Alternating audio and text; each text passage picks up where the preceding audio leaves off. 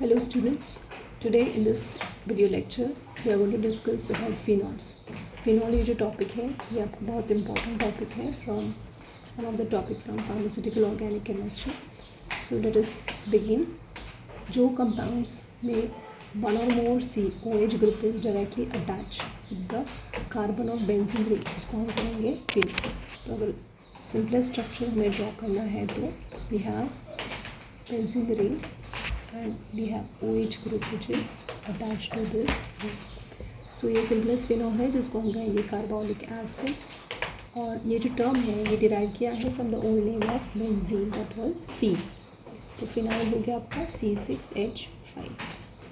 कुछ नॉमेनक्लेचर्स देख लेते हैं फिनॉल्स का. तो जो सिंपलेस्ट फिनॉल है आपका अभी मैंने ड्रॉ किया था C6H5 OH ये आपका फिनॉल हो गया. Okay, so this is monohydric alcohol. You have divided phenols are divided into monohydric alcohol means आपका फिनॉल में एक OH ग्रुप अटैच है. Okay, dihydric alcohol means benzene ring की जो दो कार्बन है उसमें से एक एक हाइड्रोजन रिप्लेस करके हमने 2 OH ऐड कर दिए हैं. Okay, and trihydric means as a name indicates 3 OH group होंगे. And the benzene ring you are replacing hydrogen with 3 OH. So एक एक एग्जाम्पल देख लेते हैं. अगर हमारे पास ये स्ट्रक्चर है जिसमें this is your ortho position, this is meta position, so this is metacresol. Okay, और you can say 2 methyl phenol. ये हो गया आपका ऑर्थो क्लोरोफिनॉल. ये ऑर्थो पोजिशन पे क्लोरीन है, सो ऑर्थो क्लोरोफिनॉल. अगर आपके पास पैरा पोजिशन में OH and you have COOH तो ये आपका स्ट्रक्चर क्या बनता है?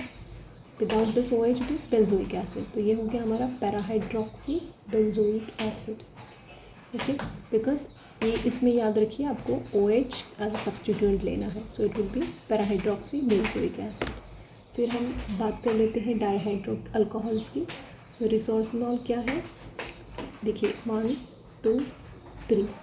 So it is 1 3. I will write the name here of resorcinol.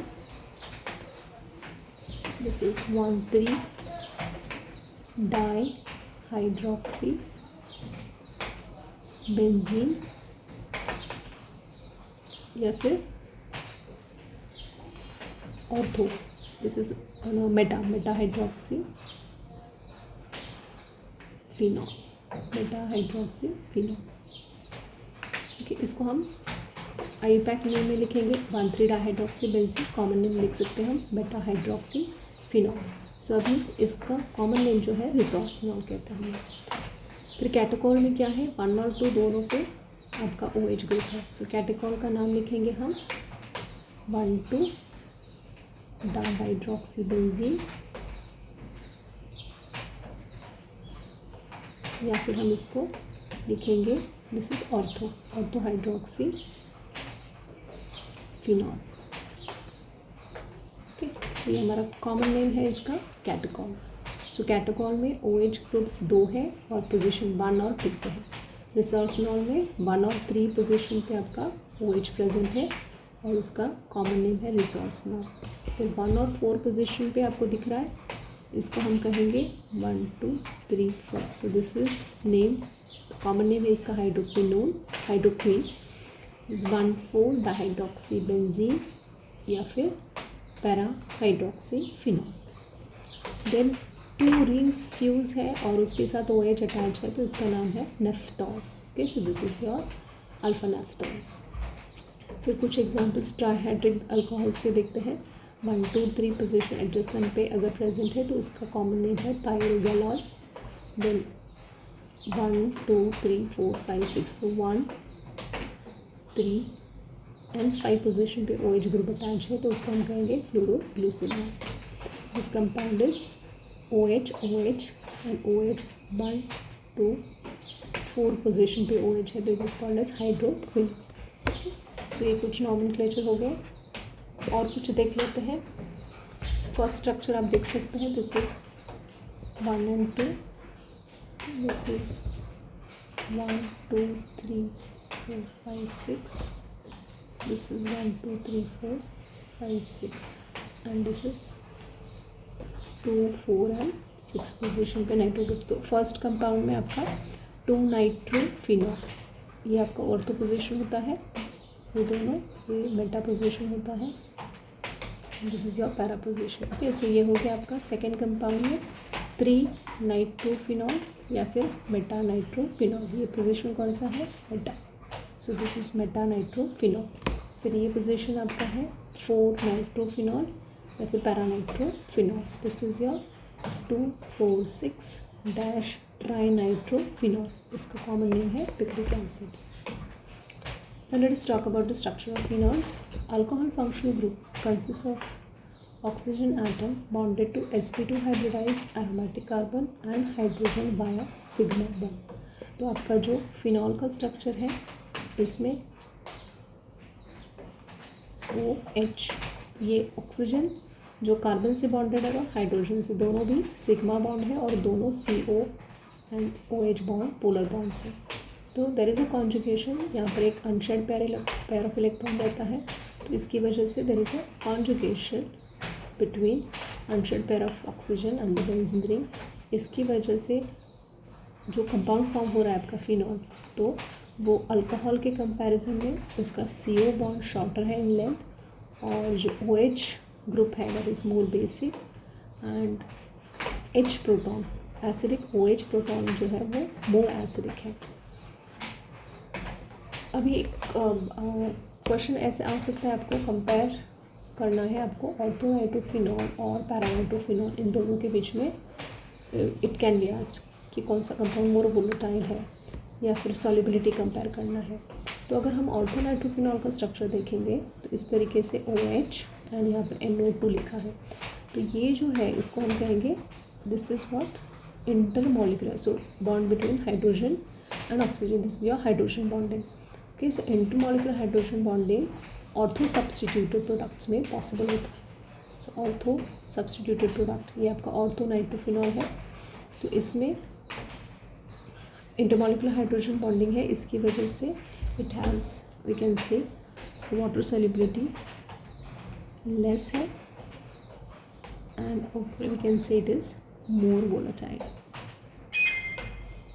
या फिर हम कह सकते हैं इट इज़ बॉइलिंग पॉइंट इसका कम है, so boiling point is less. Whereas जो आपका पैरा नाइट्रोफिनॉल है, तो मैं और एक यहाँ पर मॉलिक्यूल ड्रॉ कर देती हूँ, NO2 and OH,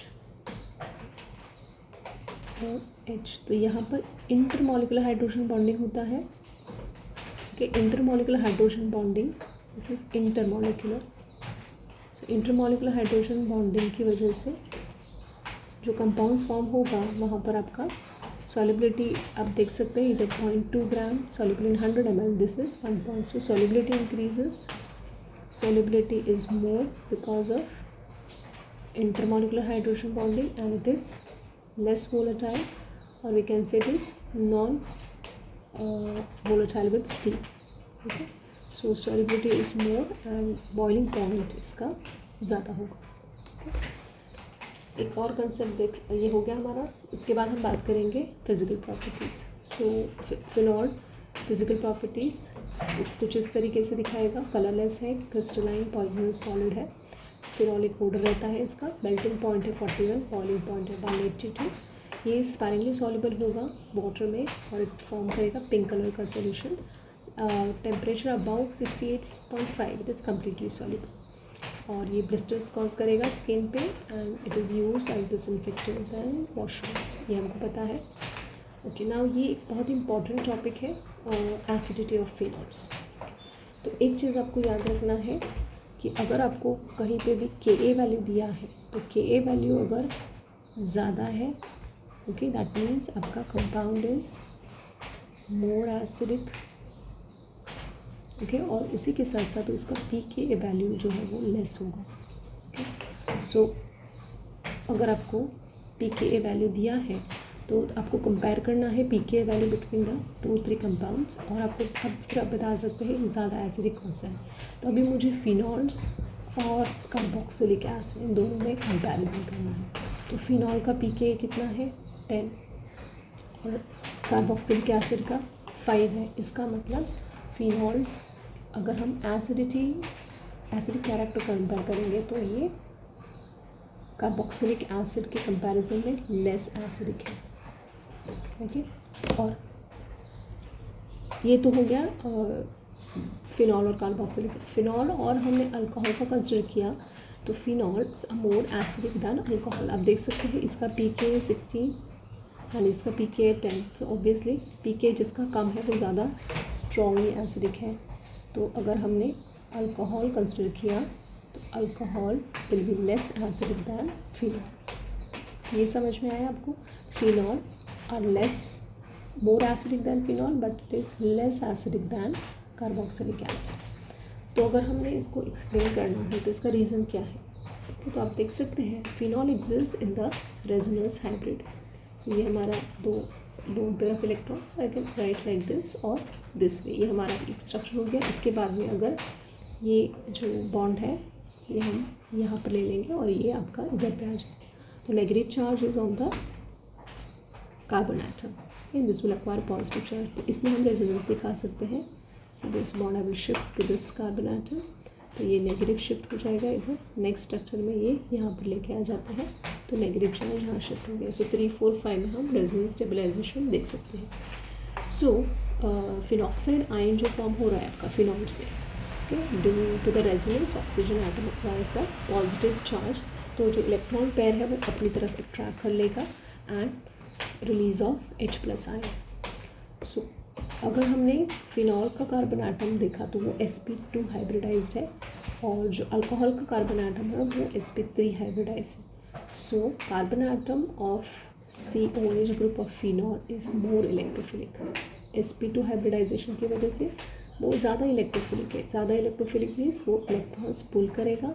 so greater inductive effect है और इसकी वजह से आपका जो रिलीज़ होता है प्रोटॉन, ओके, ये वाला ये ज़्यादा फैसिलिटेट होगा।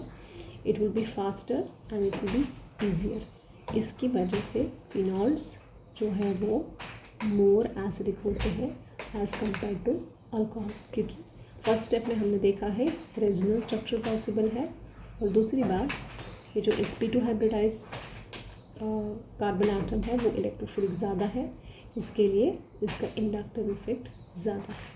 ओके, तो release of proton will be facilitated. और फिनॉक्साइड आयन में एज़ कम्पेयर टू अल्कोहल का जो अल्कोक्साइड आयन फॉर्म होगा वो स्टेबल नहीं है बिकॉज यहाँ पर डीलोकलाइजेशन का कोई पॉसिबिलिटी नहीं है। ओके, तो हम ये कह सकते हैं phenols are more acidic than alcohol. Okay, हम नेक्स्ट बात करेंगे